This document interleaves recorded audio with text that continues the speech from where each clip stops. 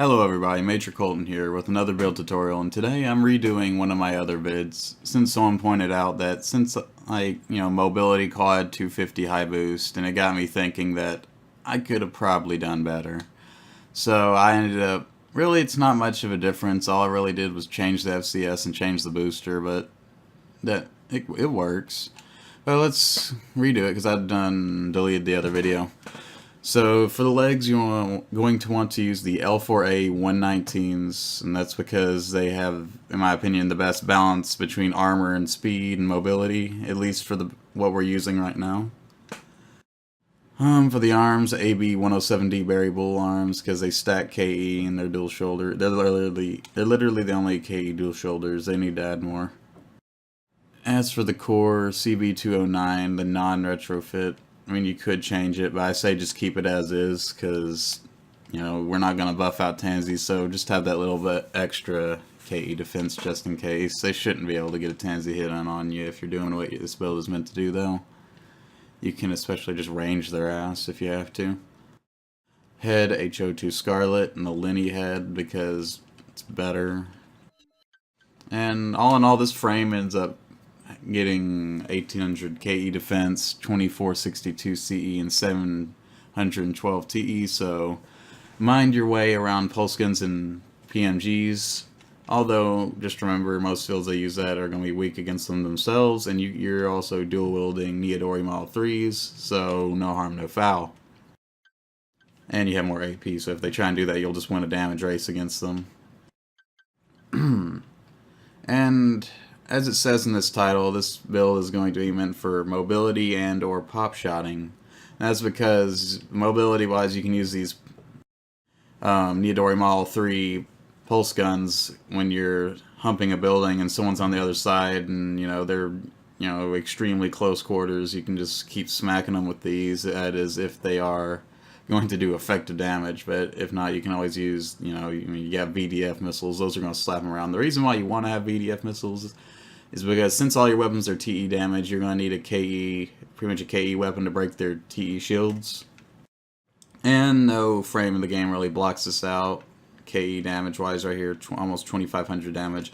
And before if someone wants to say I got a frame that, can buff it out, I'm just going to say right now you're bad, because having 2500 KE is like the most god-awful thing I've ever heard of, because every other armor you have will be poo.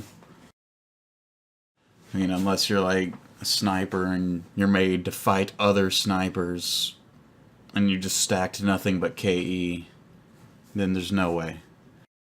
And as for the Sawas, my bad, I was just reassembling this while ago because I forgot to save it. Oh wait, no, I'm thinking weird. These are mini Sawas, what am I doing? Yeah, for these Sawas, you're just going to want to have them fully spec for power. And that's because each of these will do like 4,000 damage, well above sniper rifle level damage, and each of them will have an impact force of 1954, so that'll stagger and lower someone's armor. So I think also the missiles might do that. Wait, look. No, they only have an impact force of 1200. But yeah, when you're firing these, pretty much when you get them both fully charged, you want to you don't want to fire at the exact same time. Like you want a little quarter of a second interval in between. Like you want to da-da, fire them da-da, so that what happens is when the first hit makes contact, it lowers their armor, and then the second hit will make contact almost instantaneously after that. And what it does is that second shot will do a little bit more damage now because the first shot had time to lower their armor. So that's always good. As for internals, you want to use the Usagumo Model 3 SCS. Its lock-on size is only 10, but whenever you actually go out there and use it, it's actually not that bad. It's, usable with these parts. It doesn't really matter. It's pretty usable. I just tried it a while ago and I could pull it off, so if you apply yourself, of course you will too. As for the generator, GED G23, simply because we need high output with a little bit of capacity on it. And for the booster, the BOC L13s, and this is what really makes the build, because it really is that get up and go, because these boosters will just throw you like just fucking cannon shooting off. And as for the recon unit, you want to use the REX A13s. Simply because you can have 5 of them out, 320 recon range each, and each of them stays out for a hell of a long time, aka that 9 whopping thousand right there.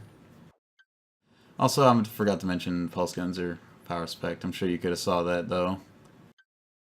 And yeah, what you're going to want to do with this build really is, hump buildings. Do like your standard pop shot build would do. Unless you see someone as TE weak against, these pulse guns, then maybe you can run up and flank them and smack them up with them. Or if you're in a team setting and no one's really looking at you and you don't have to pop shot, you could just, do the old hover and shoot thing with the dual saws and the VDS, but that's never that fun. But, you could, but I would say just look for someone that's TE weak and just run up and start blasting them up if no one's looking at you, because that would probably be the best thing to do is run up and hit them with VDFs and these pulse guns if they're weak to them. And for the pop shotting part, hump the building, what you'd want to do is pre-charge your shot halfway, and then whenever they're halfway charged, jump off, jump off the building in the direction so that you can look at your enemy after you, jump off to the side, so that the second you get the lock on your shot, since you pre-charged them partly, you're gonna have it ready to fire by the time you get the lock on. Then you fire and hit, and then you boost right back into cover, and you just repeat that over and over again. And the damage you're doing in that little second compared to how much damage they're doing back is so massive. You're doing a lot of damage, they're not doing much back to you, and you got all this AP and armor, so they're kind of screwed. So they're going to try and get around at you, and then if they're weak to the pulse guns, that's when you whip them out. And so when they try and round that corner, you just smack them in the face with those a few times, and then they're going to back off again. Then hit him with the Sawas, all the time pounding them with VDFs. They're probably dead by this point, but you get the point. And yeah, that's pretty much it. If you like the build, comment, like, subscribe, and as always, I'll see you in the next video.